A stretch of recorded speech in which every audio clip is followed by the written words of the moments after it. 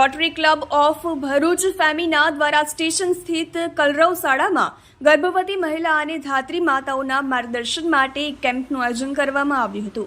આ કેમ્પમાં ડોક્ટર પ્રગતિ બારોટ અને ડોક્ટર મધુમિતા દ્વારા માતાઓ અને બહેનોને ગર્ભાવસ્થા દરમિયાન ધ્યાનમાં રાખવાની બાબતો તેમજ ડિલિવરી બાદ બાળકોના સર્વાંગી વિકાસ માટે અને બાળકોના ઉછેર માટે ઉપયોગી બાબતો પર માર્ગદર્શન આપવામાં આવ્યું.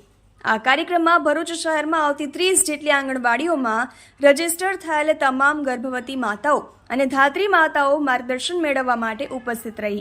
Rotary Club of Bharuch Femina દ્વારા તમામ માતાઓ અને બહેનોને ફ્રૂટ તેમજ સેનેટરી પેડનું વિતરણ કરવામાં આવ્યું. આવેલ તમામ બહેનોને આરોગ્ય વિભાગ દ્વારા ચાંદીપુરા વાયરસથી બચવા માટેના ઉપાયો વિશે માર્ગદર્શન આપવામાં આવ્યું. તેમજ બહેનોનું વજન, બ્લડ પ્રેશર અને ડાયાબિટીસ ચેક કરવામાં આવ્યું. મહિલા અને બાળ વિભાગ દ્વારા મહિલાઓને લગતી તમામ યોજનાઓ વિશે પૂરતી માહિતી આપવામાં આવી.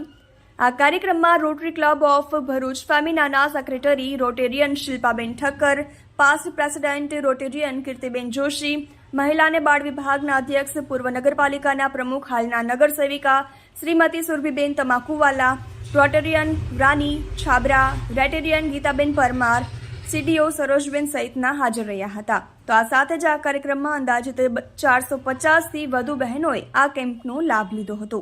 તહેલકા ન્યૂઝ સાથે રિપોર્ટર દિશા ગાંધી, ભરૂચ.